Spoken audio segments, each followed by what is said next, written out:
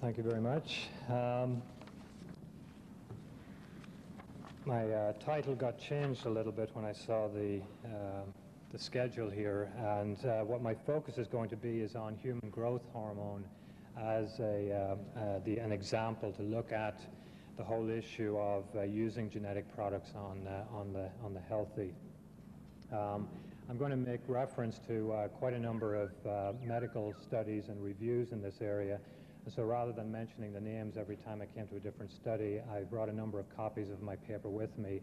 And if you're particularly interested to look up any of these things later, I've got them on the end of one of the tables down here.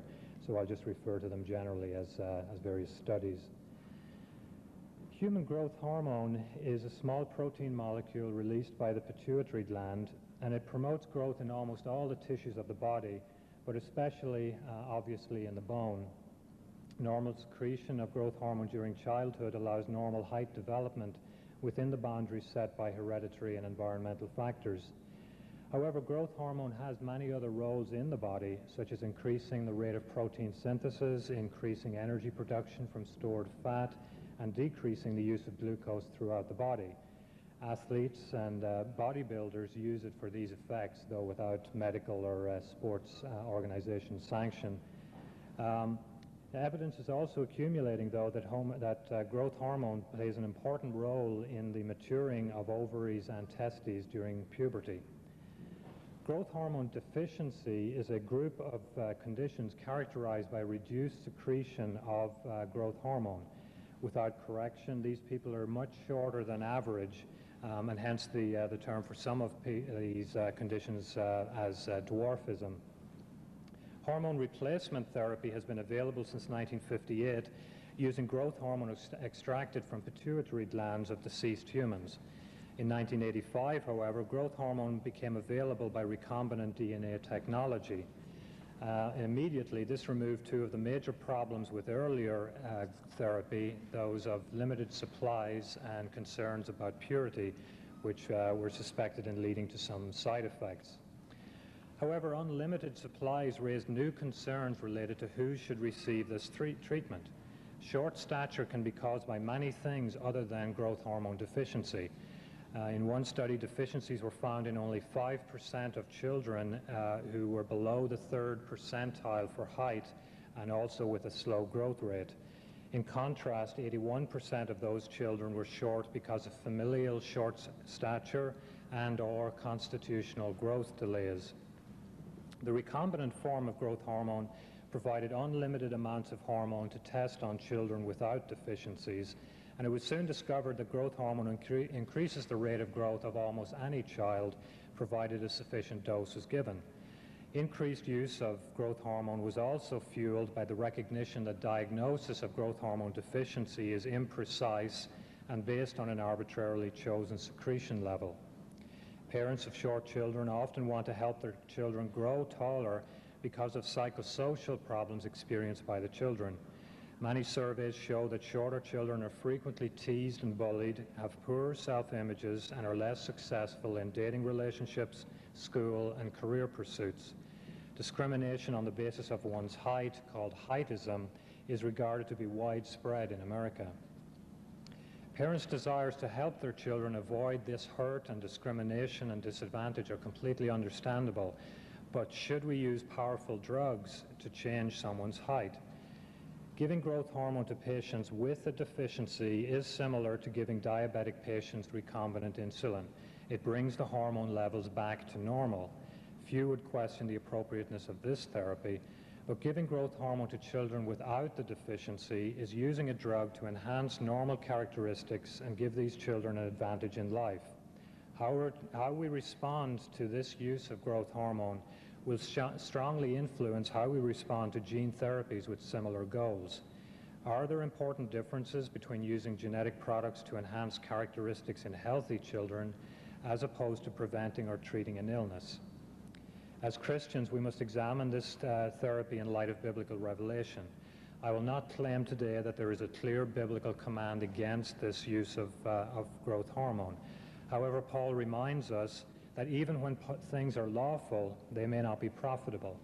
In 1 Corinthians 6, he reminds us that we are not to be mastered by anything, and in chapter 10, he reminds us that everything we do must be edifying, even though it may be lawful. I will argue that biblical principles give us clear reasons why Christians should willingly forego this therapy.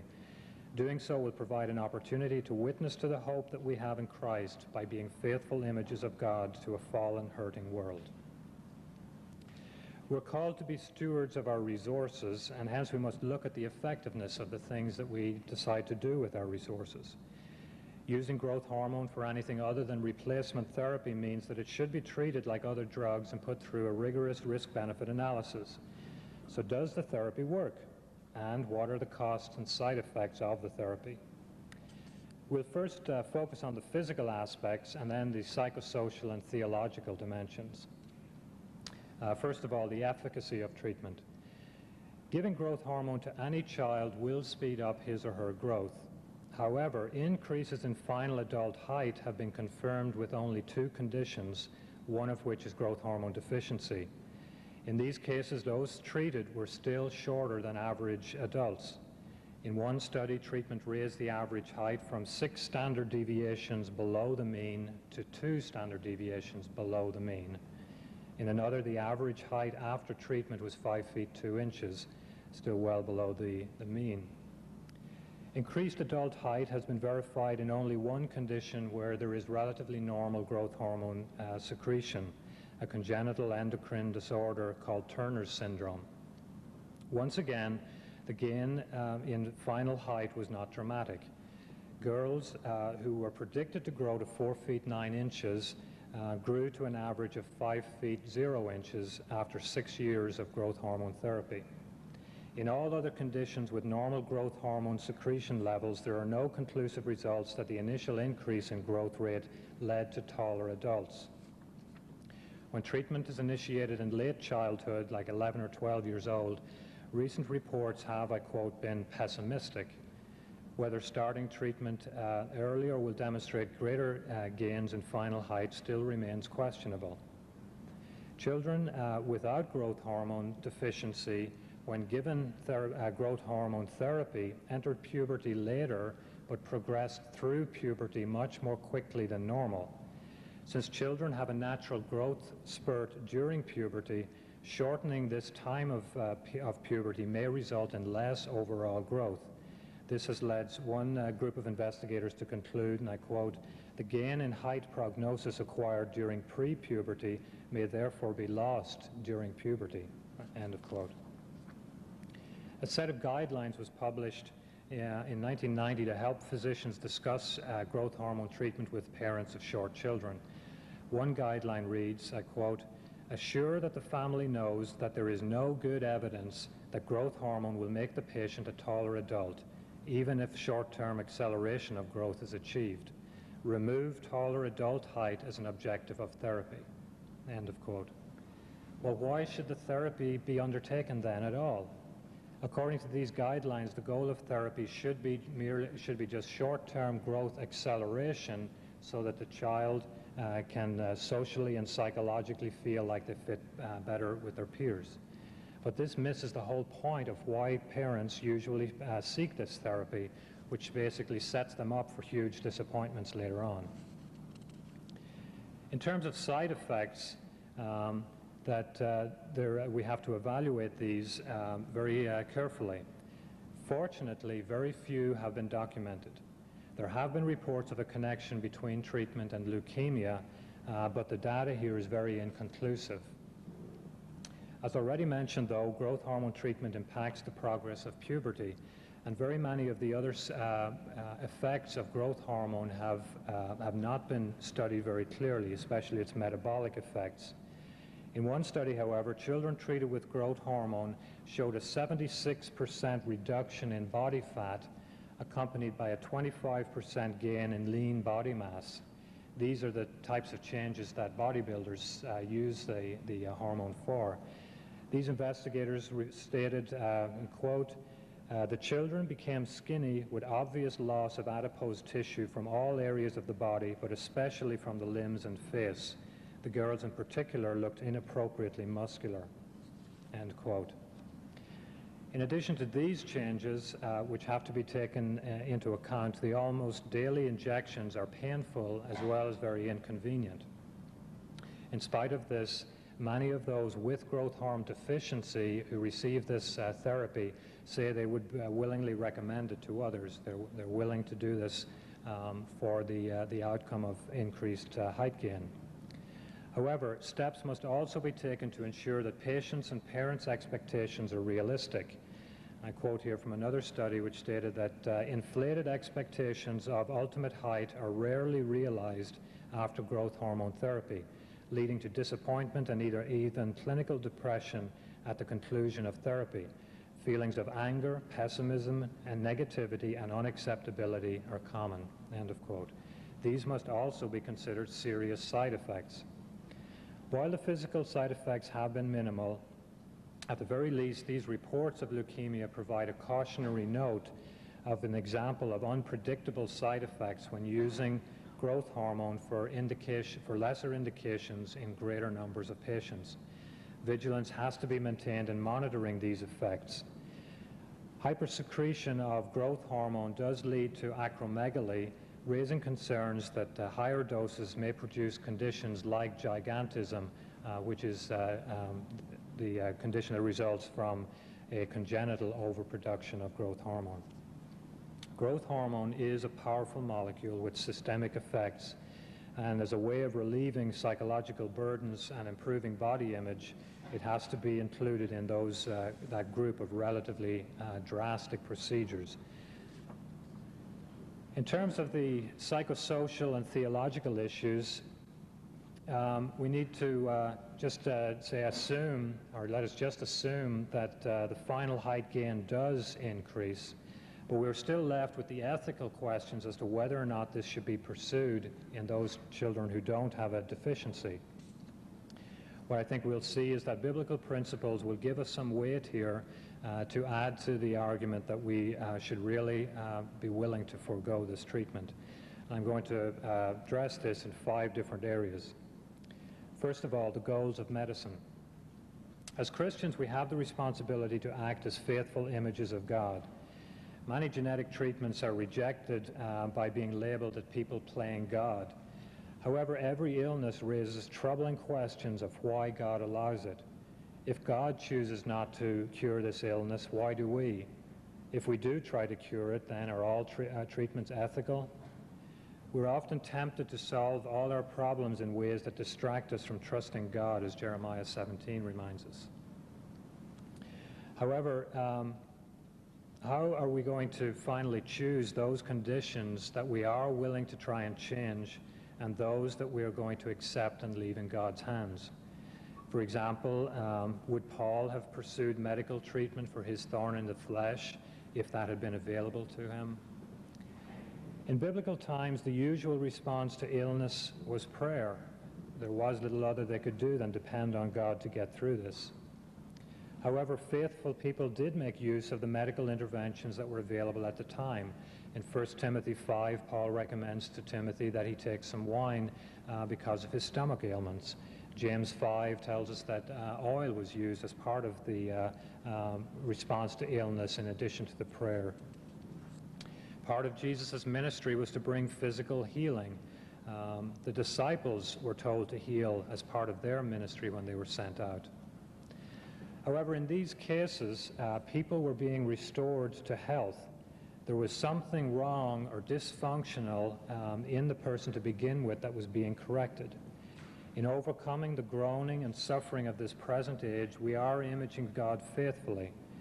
Medicine can be seen as one way to prevent or relieve suffering and disease.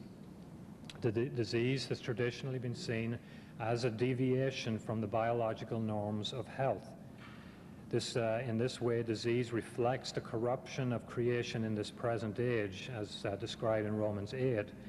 And to correct and prevent these diseases is to restore some of the original order and beauty to fallen creation. With this view of medicine and its goals being to alleviate things that have gone wrong, growth hormone treatment then should be used to replace a deficiency. Giving growth hormone to growth hormone deficient children does increase their height. However, the primary intention is to restore the body's normal concentration of a hormone that has many important metabolic and anabolic functions. While the child may benefit from being taller, this is not the primary goal of the therapy. However, when growth hormone is given to children who are not deficient, height gain becomes the primary, if not the sole, intention. Even if psychosocial improvement is the primary goal, it is viewed that this has to come through the initial increase in height gain. It's very questionable if this type of performance enhancement is a true goal for medicine to have. The second point is the nature of illness. Some have claimed that growth hormone therapy should be given, I quote, to alleviate the handicap of short stature rather than the treatment of growth hormone deficiency, end quote. Some people are very short so that activities like driving a car become very difficult, and I believe a case could be made for that these people do have a handicap which restricts their normal activity and thereby ought to be relieved. However, my focus is going to stay on those children who are predicted to be short and face problems like poor self-image or teasing, greater difficulty in relationships and discrimination, rather than physical limitations due to their height. One problem with calling this form of shortness a handicap is that it is based on cultural values and others' prejudice. I quote here from an article in the Journal of the American Medical Association, we do not usually call prejudice-induced conditions which confer cultural disadvantages but have no intrinsic health effects diseases, end quote. Nor do we put the responsibility for dealing with prejudice on the shoulders of those who are being discriminated against. Given the uncertain benefits and the possible risks of growth hormone therapy, this puts a severe burden on the one already being treated unfairly. In addition, by calling shortness a handicap or disease, other traits could similarly be labeled. Nose shape, weight, skin color, gender, anything that falls below the normal standards that are viewed as culturally acceptable. Would we then expect people to take pigmentation therapy to change the color of their skin because those of that color are discriminated against? Another way that shortness can be clearly distinguished from other diseases is to look at the effects of a completely successful program to correct that illness. Giving growth hormone to all short people will not eliminate the problem associated with shortness. If the program was successful in increasing height, the short people that would be treated would skip over others so that the shortest people would now, there would still be shorter people who would now suffer the consequences of heightism. I quote here, the paradox of growth hormone therapy is that no policy regarding its use will ever eliminate the first percentile, end of quote. In all likelihood, these people will be subjected to the same prejudice. On the other hand, if everybody was given growth hormone and it was equally effective, everybody would just simply grow taller, but you would still have the shortest group suffering the discrimination against shortness. In this way, growth hormone therapy is very different from other treatments like giving recombinant insulin to diabetes mellitus patients. If all respond as hoped, the illness will be alleviated and no additional people will be subject to the problems faced by diabetics.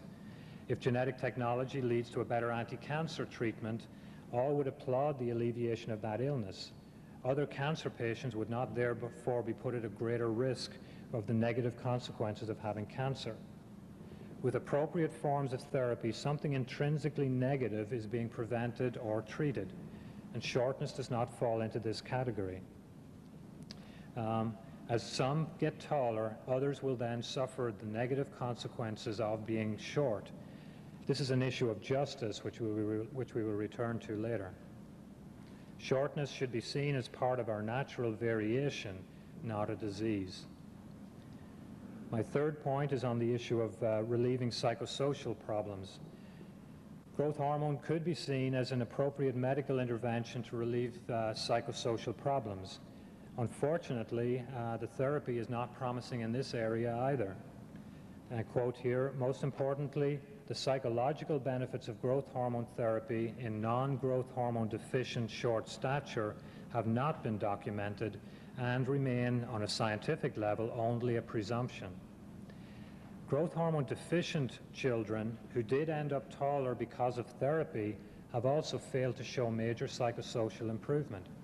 I quote here, it is questionable whether children made taller enjoy the social advantages of being taller, quote, end of quote. In different studies, self-esteem remained low. The problems persisted in social relationships with both sexes. Unemployment rates were 3 times the norm, marriage rates were 1/5 the norm, and many patients were socially isolated.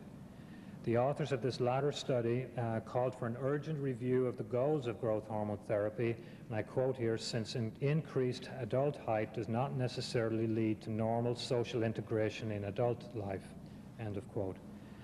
These findings confirm the biblical perspective that people's problems originate in our hearts and cannot be resolved by external solutions. In the same way, dealing with the struggles of discrimination and of feeling unworthy are not going to be corrected by an external solution. I quote here again, paradoxically, parents who are most desirous of obtaining growth hormone for their children may confirm by their actions what his classmates are teasing suggest, that he would be a better person if he were taller, end of quote. As secular authors have noted, counseling is often a more effective and less expensive way of dealing with the psychological issues raised by shortness. For Christians, we have the added security of knowing that we are completely accepted by Christ.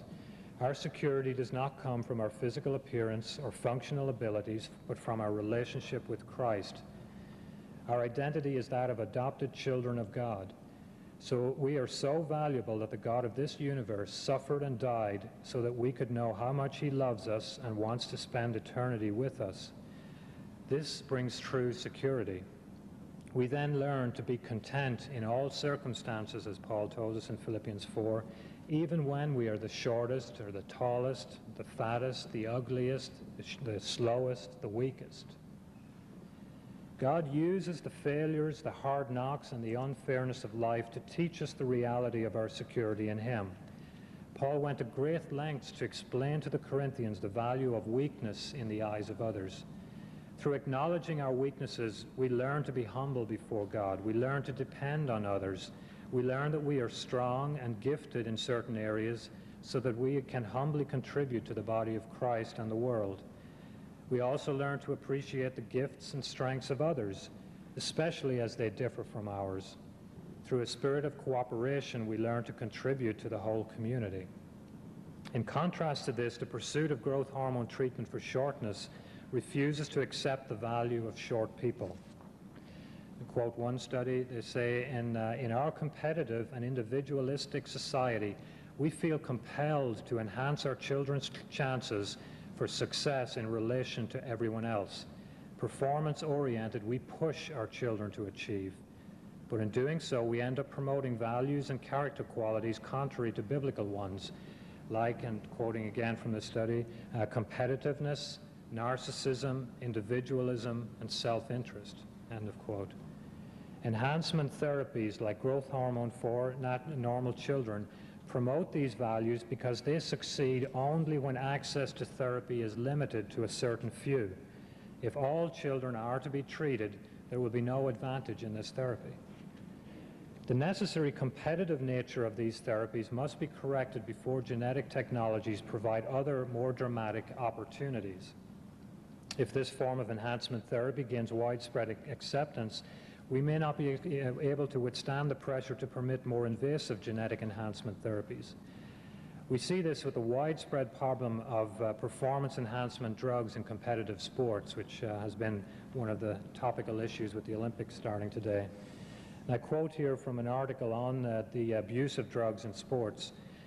The pressure to use these drugs exists when people believe that something confers a competitive advantage, whether or not this is objectively true. There is then an inherent coerciveness present in these situations. When some choose to do what gives them a competitive edge, others will be pressed to do likewise, or resign themselves to either accepting a competitive disadvantage or leaving the endeavor entirely. While sport is not an adequate metaphor for life in most respects, the phenomenon of inherent coerciveness is almost certainly not limited to sport. It is a general feature of society where competition dominates a number of settings, especially work." End of quote. The competitive nature of our world can leave us addicted to the need to succeed.